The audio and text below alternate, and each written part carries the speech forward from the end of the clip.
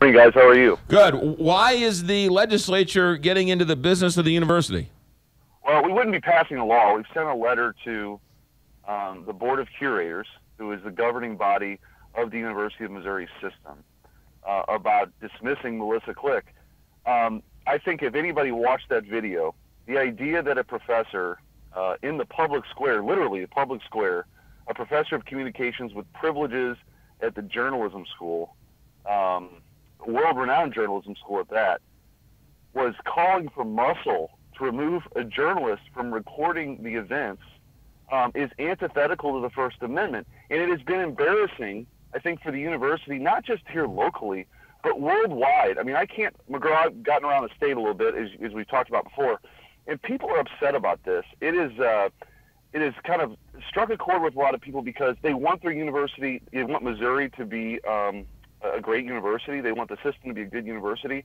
But the fact that the system and that university is protecting this professor from some really untoward acts is wrong. And so 100+ legislators wrote a letter to the Board of Curators asking for her dismissal. I just think it's the right thing to do. And quite frankly, we shouldn't have to write the letter. This thing should have been done months ago, but it hasn't been. While I agree with you, it is embarrassing, and while I agree with you, it's so sad, it's almost comical.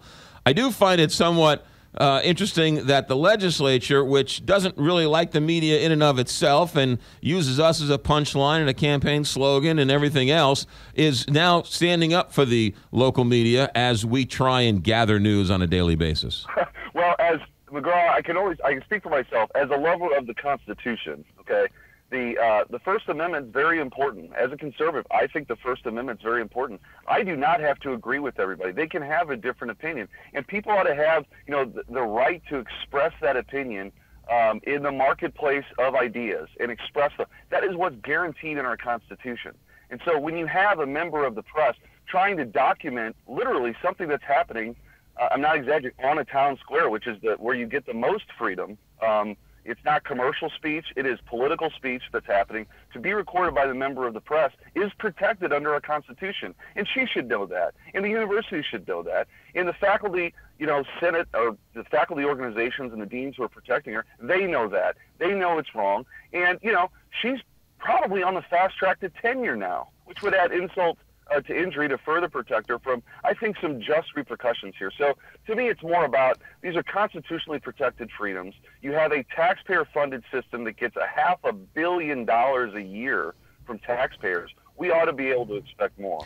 All well and fantastic and spoken like a true hero of the First Amendment. But Eric Schmidt, again, you guys are under the gun. You guys have had a very bad run, not you per se, but your colleagues down there, in terms of sexual picadillos and leaders not being able to finish their terms and ethics reform that fails to even get through the simplest thing. We as taxpayers are paying for your lunch every day, and yet lobbyists are allowed to buy you lunch, and you guys are allowed to pocket that money. In terms of disclosure when it comes to financing campaigns, there is such a difficult way for the information to actually flow for us to see who is funding your campaigns.